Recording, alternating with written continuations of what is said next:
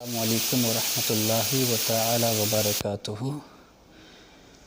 الحمدللہ نحمدہ ونصلی علی رسولہ الکریم، اما بعد فاعوذ باللہ من الشیطان الرجیم، بسم اللہ الرحمن الرحیم۔ یا ایھا الناس انا خلقناکم من ذکر و انثی وجعلناکم شعوبا وقبائل لتعارفوا، صدق اللہ مولانا العظیم۔ معزز سامعین کرام، یہ رسالہ میرے استاد نے پیش کیا ہے۔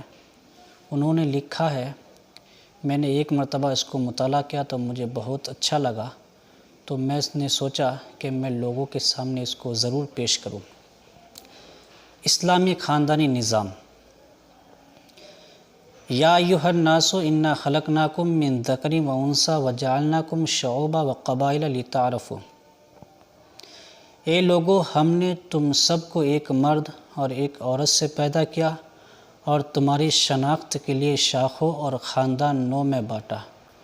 پھر ساس بہو کا جھگڑا، ننند بھاوج کا لگڑا، دیور بھابھی کا رنگین اکھاڑا، بھانجا اور بھتیجا کا خط بت، فیملی ممبرز اور رشتہ داروں کے مابین رساکشی و ناچاکی، والدین کا اولاد کے درمیان عدم مساوات، غیبت و چغلی اور الزام تراشی و بے حیائی، بے پردگی اور باہمی کھینچا، طعن و بہتان تراشی، مکر و فریب اور استکبار و استحاضہ، دست درازی، آبرو ریزی اور بے حرمتی، ان جیسے بے شمار مسائل نے مسلمانوں کے خاندانی نظام کو درہم برہم کر رکھا ہے۔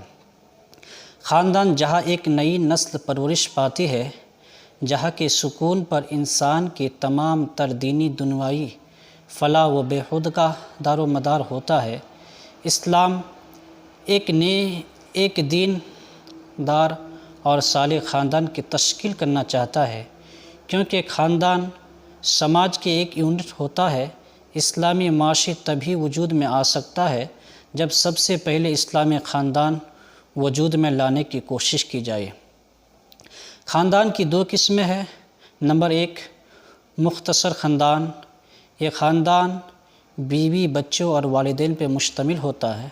نمبر دو، مشترکہ خاندان، جو جوائنٹ فیملی سسٹم کے نام سے جانا جاتا ہے۔ ہندوستانی سماج میں یہ خاندان کی قدیم شکل ہے۔ مشترکہ خاندان میں سارے بھائی اپنے بیوی، بچے اور ماں باپ کے ساتھ ایک ہی جگہ مل جل کر رہتے ہیں۔ بسا اوقات اس میں خاندان کے دوسرے لوگ، بالخصوص وہ بہنیں اور ان کے بچے بھی شامل ہوتے ہیں جو کسی وجہ سے اپنے شوہر کے ساتھ نہیں رہتے۔ پھر بھائیوں کی بہویں اور پوتے پوتیاں بھی شامل ہوتے ہیں۔ اس قسم کے خاندانی نظام میں مشترکہ طور پر معاشی ضروریات کی تکمیل ہوتی ہے۔ سب کے خورد و نوش اور رہن سہن کا انتظام ایک چار دیواری میں ہوتا ہے۔ ایک چولہا اور ہانڈی میں پورا کھمبا جمع ہوتا ہے۔ مشترکہ خاندانی نظام کے فوائد۔ نمبر ایک، اتحاد و اجتماعیت۔ اس خاندان کا مفید پہلو ہے جو اسلام کی نظر میں محبوب اور مرغوب ہے۔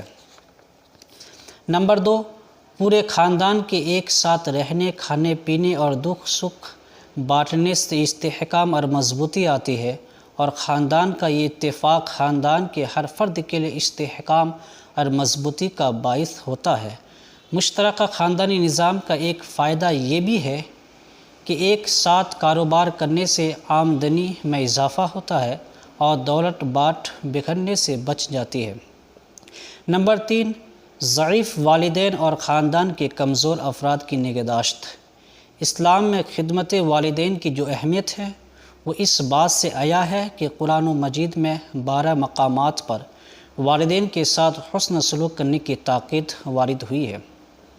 حدیث میں بھی والدین کی نگہداشت کرنے کا حکم ملتا ہے۔ مشترکہ خاندانی نظام میں والدین کی دیکھ بھال اور نگہداشت بہت خوب ہوتی ہے، اور والدین بھی سارے بچوں کے ساتھ رہنے میں سکون محسوس کرتے ہیں۔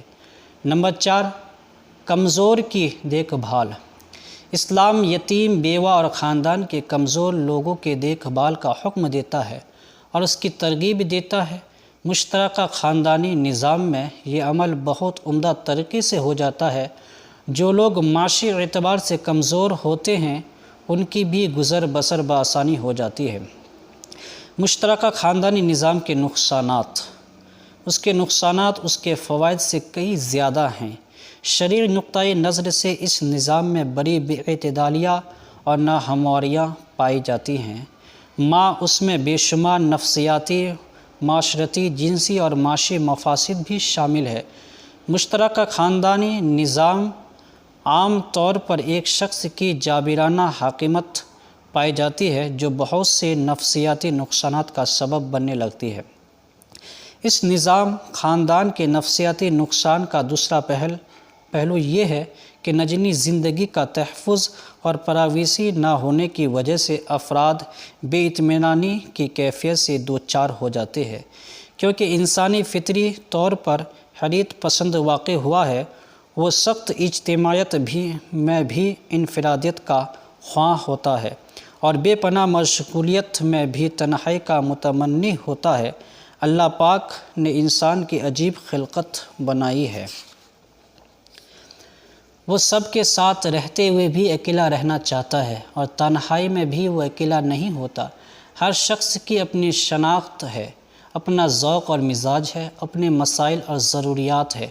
کوئی شخص بھی زندگی کے کسی مرحلے پر اس کے لیے رضامند نہیں کہ اس کی شناخت کم ہو جائے اور اس کے ذوق و مزاج اور شخصی مسائل کو دوسرے کی خاطر نظر انداز کیا جائے۔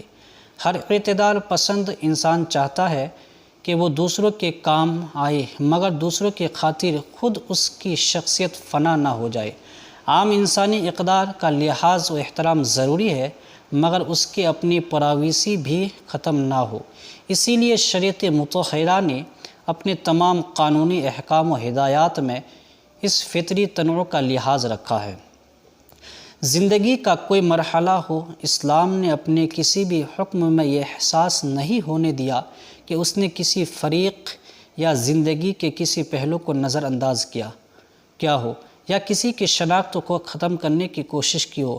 اسلامی قانون سرپا عدل و انصاف پر بنی ہے۔ اس بنیاد پر یہ دین قائم ہے اور دین فطرت ہے۔ اسلام کے نزدیک عدل ہی تقوی کا معیار ہے۔ قرآن کی ہدایت ہے کہ سخت سے سخت حالات میں بھی عدل کا دامن ہاتھ سے نہیں چھوٹنا چاہیے۔ اعدلوا هو اقرب للتقوی۔ مثلاً اولاد کو حکم ہے کہ والدین سے حسن سلوک کا برتاؤ کرے اور ان کو اف بھی نہ کہیں، اور والدین کو حکم ہے کہ اولاد کے درمیان انصاف کرے۔ والرجل راع فی اہلہ ومسئول فی رعیتہ۔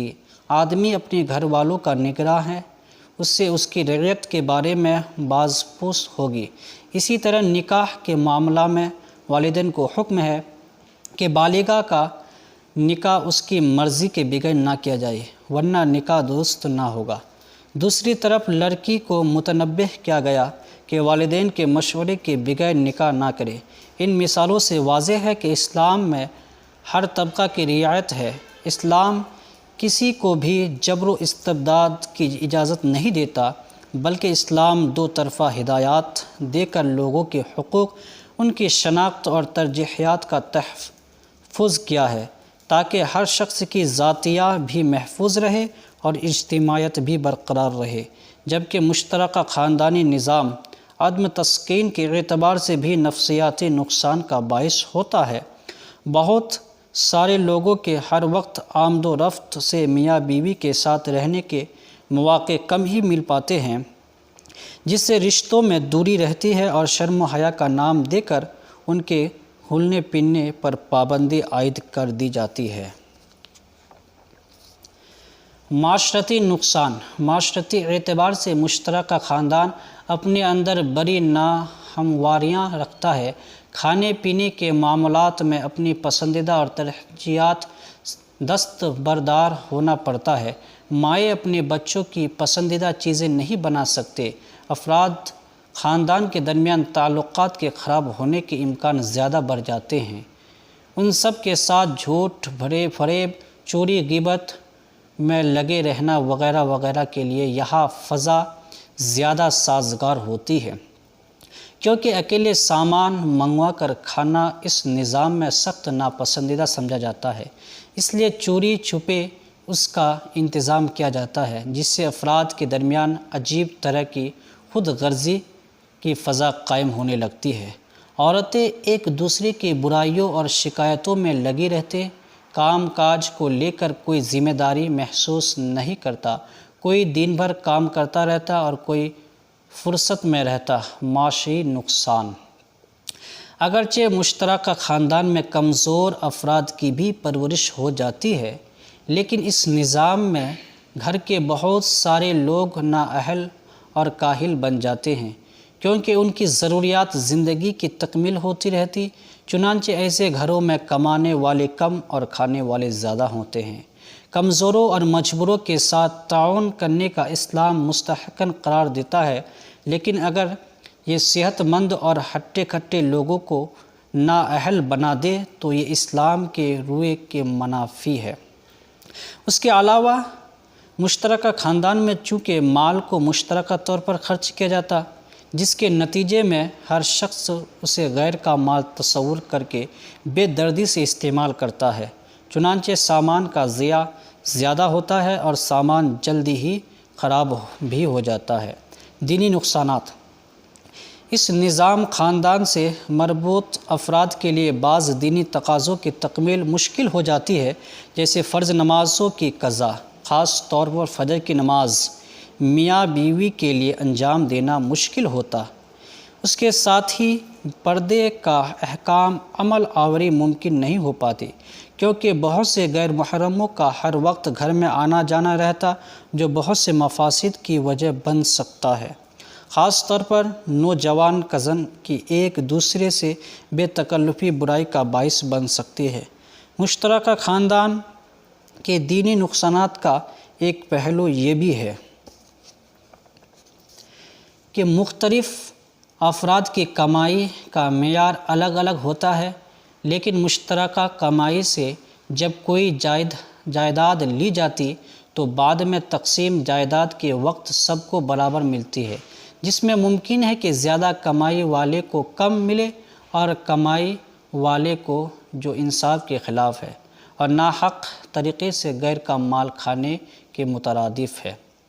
تربیتی نقصانات: اپنے گھر میں والدین اپنے طریقے سے بچے کی تربیت کرنا چاہتے ہیں، ان کے کھانے پینے، سونے، پڑھنے لکھنے اور کھیلنے کا وقت متعین کرنا چاہتے ہیں، جو مشترکہ خاندان میں ممکن نہیں ہو پاتا، اور خاص طور پر تعلیم یافتہ والدین کے لیے کفت کا باعث ہوتا ہے۔ علماء، مفکرین اور دانشور ان قوم و ملت کا خیال ہے کہ مشترکہ خاندانی نظام کی وجہ برصغیر کا ہندوانہ ماحول ہے، جس کے آئلی قانون میں مشترکہ خاندانی نظام پایا جاتا۔ اسلام میں اس سسٹم کی نظیر نہیں ملتی، اس لیے اسلام روح سے خاندانی اشتراکی سسٹم نہ چلانے میں ہی آئلی مسائل کا حل ہے۔ خاندان کے ہر فرد کی بھلائی اور ان سب کی ترقی کا راز مضمر ہے۔ قرآن و حدیث کے بے شمار دلائل ہمارے جوائنٹ فیملی سسٹم کے خلاف ہے۔ چند دلائل ملاحظہ فرمائے۔ نمبر 1، پردے سے متعلق سارے نصوص اس پر دلالت کرتے ہیں کہ ہمارا گھریلو نظام الگ الگ ہوتا تاکہ جہاں خواتین کی عفت و عصمت محفوظ رہے، وہیں گھر میں اخت سے لے کر عدل و انصاف تک کی میزان قائم رہے۔ نمبر 2، اللہ کا فرمان ہے وَقَرْنَ فِي بُيُوتِكُنَّ وَلَا تَبَرَّجْنَ تَبَرُّجَ الْجَاهِلِيَّةِ الْأُولَى، اور اپنے گھروں میں قرار سے رہو اور قدیم جاہلیت کے زمانے کی طرح اپنے بناؤ کا اظہار نہ کرو۔ اس آیت میں عورت کو اپنے گھر یعنی شوہر کے گھر کو لازم پکڑنے کا حکم دیا گیا، مگر نبی کریم صلی اللہ علیہ وسلم کا فرمان ہے ایاکم وادخلوا علی النساء فقال رجل من الانصار یا رسول اللہ افرأیت الحمو قال الحمو الموت۔ ترجمہ: اجنبی عورتوں کے پاس جانے سے بچو۔ ایک انصاری نے عرض کیا، یا رسول اللہ، ہموی دیور کے بارے میں آپ کا کیا حکم ہے؟ آپ صلی اللہ تعالی علیہ وسلم نے فرمایا کہ ہموی دیور تو موت ہے۔ یہ حدیث بتلاتی ہے کہ ایسا آئلی نظام صحیح نہیں ہے جس میں دیور بھابھی کا اختلاط ہو، کیونکہ دیور آئلی نظام کے لیے موت ہے۔ چوتھا، نبی کریم صلی اللہ تعالی وسلم کی متعدد ازواج مطہرات تھے جنہیں ایک چولہے پر جمع کیا جا سکتا تھا، کیونکہ ان سب کا شوہر ایک ہی تھا، پھر بھی سب کا رہن سہن، اکل و شرب، ساز و سامان الگ الگ تھا۔ نمبر 5، اگر اسلام میں جوائنٹ فیملی کا تصور ہوتا تو گھریلو اعتبار سے سب کے الگ الگ حقوق کا بیان موجود ہوتا، جبکہ ہم دیکھتے ہیں کہ اسلام میں ساس، سسر، بہو، نند، دیور، بھابھی وغیرہ کے حقوق کا الگ سے ذکر نہیں ہے۔ نمبر 6، اسلام میں شادی کے بعد سے عورت کی کفالت کا ذمہ دار اس کا شوہر ہوتا ہے، اس لیے شوہر کے ذمہ ہے بیوی کی رہائش، خوراک اور پوشاک کا بندوبست کرے۔ جوائنٹ فیملی کے کچھ فوائد بھی ہیں جس کی وجہ سے کچھ لوگوں نے اس سسٹم کی وکالت کی ہے، مگر اس کے نقصانات فوائد پہ غالب ہے۔ کچھ لوگوں نے کہا مشترکہ خاندان کے جو نقصانات ہیں ان سے جوائنٹ فیملی سسٹم ہوتے ہوئے بھی بچا جا سکتا ہے، مگر میرا کہنا ہے کہ جوائنٹ فیملی کے ساتھ کما حق ہو اس کے نقصانات سے تو بچنا دشوار کن ہے، تاہم منفردہ رہ کر سارے لوگوں کے حقوق کی بجالی کما حق ہو ممکن ہے۔ اگر آدمی پابند شروع ہو، عرب ممالک میں نئی ریاست کے بغیر شادی کا تصور ہی نہیں پایا جاتا۔ میں نہیں کہتا کہ نئے مکان کے بغیر شادی نہیں ہوتی، مگر پرانے مکان میں ہی صحیح سبھی جوائنٹ فیملی میں سسٹم نہ ہو۔ عرب ممالک کے انفرادی نظام سے جہاں ان کے یہاں بھائی بہنوں میں تا حیات الفت و محبت قائم رہتی ہیں، وہی والدین کی نگہداشت کا بھی اعلیٰ نمونہ دیکھنے کو ملتا ہے، جبکہ ہمارے سماج میں اس کے برعکس ماحول ہے۔ آخر میں کہنا چاہتا ہوں کہ میں واجبی طور پر الگ الگ رہنے کی بات نہیں کر رہا ہوں۔ جہاں اسلامی اقدار اور روایات کو بروئے کار لاتے ہوئے مشترکہ نظام چل سکتا ہے تو مجھے ایسے نظام اور سسٹم پر اعتراض نہیں ہے، مگر جن خاندان میں ناچاکی کی انتہائی ہو گئی ہو اور بھائی بہنوں سے الگ رہنے والوں کو بڑا مجرم قرار گردانا جاتا ہو، حالات کے تئیں الگ ہونے والے کی پنچاتی لوگ زبردستی بھر سے ایک ساتھ رہنے کی قرارداد پاس کرتے ہو، اس کے خلاف ورزی کرنے والے کا سوشل بائیکاٹ کیا جاتا ہوں۔ میں اس سسٹم کے سخت خلاف ہوں۔ خلاصہ کلام، اسلام کا مطلوبہ خاندانی نظام قرآن و حدیث، سنت اور عمل نبی کریم صلی اللہ علیہ وسلم سے جداگانہ خاندانی نظام کی تائید ہوتی ہے۔ نبی کریم صلی اللہ تعالی وسلم کی تمام بیویوں کے حجرات الگ الگ تھے۔ حضرت علی کی شادی جب فاطمہ رضی اللہ تعالی عنہا سے ہوئی تو وہ رخصت ہو کر الگ گھر میں گئے، باوجود اس کے کہ علی رضی اللہ تعالی عنہ آپ کی کفالت میں بچپن سے تھے اور فاطمہ رضی اللہ تعالی عنہا آپ صلی اللہ علیہ وسلم کی چہتی بیٹی تھی، لیکن ان کے رہنے کے لیے الگ رہائش کا انتظام کیا گیا۔ اسلام کا مطلوبہ پردہ جداگانہ خاندانی نظام میں ہی ممکن ہے۔ بیوی کے حقوق سکنا کے تعلق سے فقہا نے جو وضاحتیں کی ہیں ان سے بھی جداگانہ خاندانی کی تائید ہوتی ہے۔ جہاں تک والدین کی نگہداشت، کمزوروں کی دیکھ بھال اور چھوٹے بھائی بہنوں کی کفالت کا مسئلہ ہے تو وہ مسلمانوں کی ذمہ داری ہے۔ والدین کی ذمہ داری تو فرض ہے جسے کسی بھی حال میں منہ نہیں موڑا جا سکتا۔ معاشی مشکلات کا جو مسئلہ ہے اس کا بھی حل اسلام کے نظام نفقات اور نظام و وراثت میں ہے۔ ضرورت اس کو سمجھنے اور لاگو کرنے کی ہے، کیونکہ اسلام کا ہر نظام ایک دوسرے مربوط ہے۔ ایک کو نظر انداز کر کے دوسرے کا حل نہیں نکالا جا سکتا۔ یہی وجہ ہوتی ہے کہ ماں باپ جہیز کا پیسہ جمع کرتے کرتے بیٹی کے نکاح میں کافی وقت لگا دیتے ہیں۔ بیٹی جوانی کی دہلیز پر قدم رکھ چکی ہوتی ہے، پھر بھی اسے گھر میں بیٹھائے رہتے ہیں تاکہ اس کے جہیز کا سامان سارا جوانی کی دہلیز پر قدم رکھ چکی ہوتی، پھر بھی اسے گھر میں بیٹھائے رہتے ہیں تاکہ اس کے جہیز کا سارا انتظام ہو جائے، جس کے نتیجے میں نہ جانے کئی خرافات کا دروازہ کھل جاتا ہے۔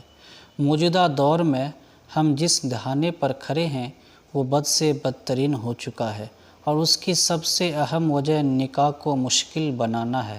یہی وجہ ہے کہ آج قوم کی بیٹیاں اپنے ماں باپ کو رسوائی کا آئینہ دکھا رہی ہیں، بدکاری، بد اخلاقی اور بے حیائی کا راستہ ہموار کرتی نظر آ رہی ہیں، جس کی وجہ سے دوسری معصوم بچیوں کے ساتھ بھی بد فعلی کا عمل ظاہر ہوتا نظر آ رہا ہے۔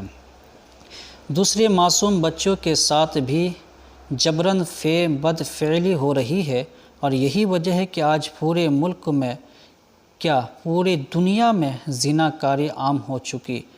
آج ملک ہندوستان میں اس میں پیش نظر آ رہا ہے۔ رسم و رواج کا سدباب شادی بیاہ میں، خرافات رسومات کا سدباب ہر مسلم کا فریضہ ہے۔ سب سے پہلے تو با اثر اور خوشحال لوگ اپنی شادیوں کی تقریبات میں حتی الامکان سادگی اختیار کرے اور ہمت کر کے ان رسموں کو توڑے جنہوں نے شادی کو ایک عذاب بنا کر رکھا دیا اور زنا کا راستہ ہموار کر دیا۔ دوسرے، اگر دولت مند افراد اس طریقہ کار کو نہیں چھوڑتے تو کم از کم محدود آمدنی والے افرادیت طے کر لے۔ دولت مندوں کے حرص میں اپنا پیسہ اور توانائی ضائع کرنے کے بجائے اپنی چادر کے مطابق پاؤں پھیلائیں گے اور اپنی استطاعت کے حدوں سے آگے نہیں بڑھیں گے۔ اس سلسلے میں اگر ہم مندرجہ ذیل باتوں کا خاص اہتمام کر لیں تو امید ہے کہ مذکورہ خرابیوں میں انشاءاللہ نمایاں کمی واقع ہوگی۔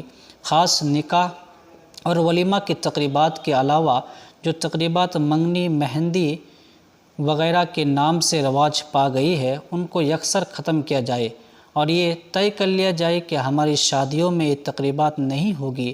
فریقین اگر واقعی محبت اور خوش دلی سے اگر دوسرے کو کوئی تحفہ دینا بھیجنا چاہتے ہیں تو کسی باقاعدہ تقریب اور لاؤ لشکر کے بغیر سادگی پیش کر دے۔ اظہار و مسرت کے کسی بھی مخصوص طریقے کو لازم اور ضروری نہ سمجھا جائے، بلکہ ہر شخص اپنے حالات اور وسائل کے مطابق بے تکلفی سے جو طرز عمل اختیار کرنا چاہے کرے، نہ وہ خود کسی حرص کا شکار، رسموں کا پابند، نہ دوسرے اسے مطعون کرے۔ نکاح اور ولیمے کی تقریبات بھی حتی الامکان سادگی سے اپنے وسائل کی حد میں رہتے ہوئے منعقد کی جائے اور صاحب تقریب کا یہ حق تسلیم کیا جائے کہ وہ اپنے خاندانی یا مالی حالات کے مطابق جس کو چاہے دعوت دے اور جس کو چاہے دعوت نہ دے۔ اس معاملے میں بھی کسی کو کوئی سنجیدہ شکایت نہیں ہونی چاہیے۔ آخری بات، شادی بیاہ کے معاملات میں اسراف کے بجائے بہترین انسانی اقدار اور مفید معاشرتی رویوں پر زیادہ سے زیادہ زور دینا چاہیے۔ بے جام رسموں کا بوجھ دلہن والوں پر نہ دولہے والوں پر، مہمان پر نہ میزبان پر۔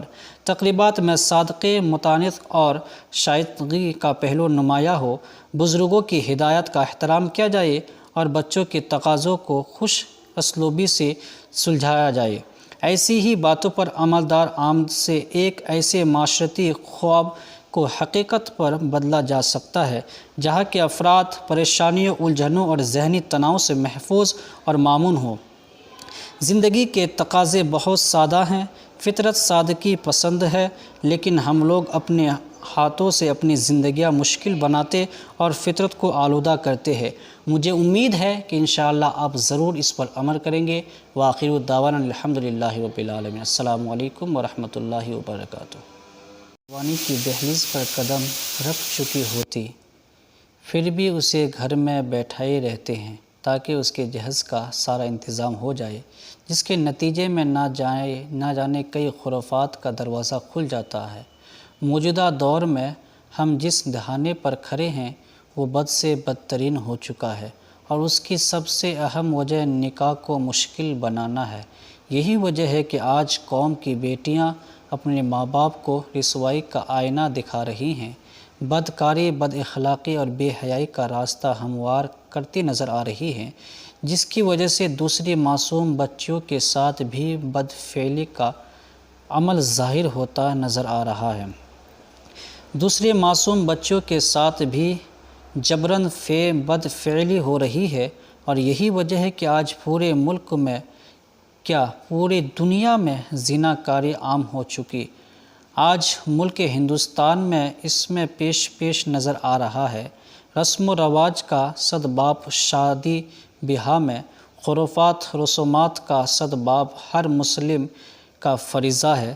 سب سے پہلے تو با اثر اور خوشحال لوگ اپنی شادیوں کی تقریبات میں حتی الامکان سادگی اختیار کرے اور ہمت کر کے ان رسموں کو توڑے جنہوں نے شادی کو ایک عذاب بنا کر رکھا دیا اور زنا کا راستہ ہموار کر دیا۔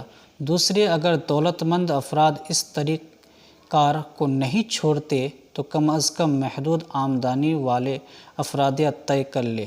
دولت مندوں کے حرص میں اپنا پیسہ اور توانائی ضائع کرنے کے بجائے اپنی چادر کے مطابق پاؤں پھیلائیں گے اور اپنی استطاعت کے حدوں سے آگے نہیں بڑھیں گے۔ اس سلسلے میں اگر ہم مندرجہ ذیل باتوں کا خاص اہتمام کر لیں تو امید ہے کہ مذکورہ خرابیوں میں انشاءاللہ نمایاں کمی واقع ہوگی۔ خاص نکاح اور ولیمہ کی تقریبات کے علاوہ جو تقریبات منگنی، مہندی وغیرہ کے نام سے رواج پا گئی ہے، ان کو یکسر ختم کیا جائے اور یہ طے کر لیا جائے کہ ہماری شادیوں میں یہ تقریبات نہیں ہوگی۔ فریقین اگر واقعی محبت اور خوش دلی سے اگر دوسرے کو کوئی تحفہ دینا بھیجنا چاہتے ہیں تو کسی باقاعدہ تقریب اور لاؤ لشکر کے بغیر سادگی پیش کر دے۔ اظہار و مسرت کے کسی بھی مخصوص طریقے کو لازم اور ضروری نہ سمجھا جائے، بلکہ ہر شخص اپنے حالات اور وسائل کے مطابق بے تکلفی سے جو طرز عمل اختیار کرنا چاہے کرے، نہ وہ خود کسی حرص کا شکار، رسموں کا پابند، نہ دوسرے اسے مطعون کرے۔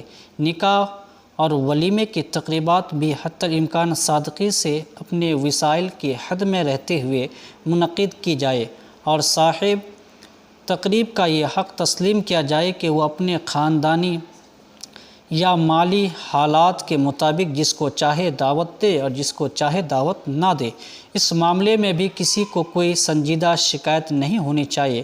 آخری بات، شادی بیاہ کے معاملات میں اسراف کے بجائے بہترین انسانی اقدار اور مفید معاشرتی رویوں پر زیادہ سے زیادہ زور دینا چاہیے۔ بے جام رسموں کا بوجھ دلہن والوں پر نہ دولہے والوں پر، مہمان پر نہ میزبان پر۔ تقریبات میں سادگی، متانت اور شائستگی کا پہلو نمایاں ہو، بزرگوں کی ہدایت کا احترام کیا جائے اور بچوں کے تقاضوں کو خوش اسلوبی سے سلجھایا جائے۔ ایسی ہی باتوں پر عمل درآمد سے ایک ایسے معاشرتی خواب کو حقیقت پر بدلا جا سکتا ہے جہاں کے افراد پریشانیوں، الجھنوں اور ذہنی تناؤ سے محفوظ اور مامون ہوں۔ زندگی کے تقاضے بہت سادہ ہیں، فطرت سادگی پسند ہے، لیکن ہم لوگ اپنے ہاتھوں سے اپنی زندگیاں مشکل بناتے اور فطرت کو آلودہ کرتے ہیں۔ مجھے امید ہے کہ انشاءاللہ آپ ضرور اس پر عمل کریں گے۔ وآخر دعوانا الحمدللہ رب العالمین۔ السلام علیکم ورحمۃ اللہ وبرکاتہ۔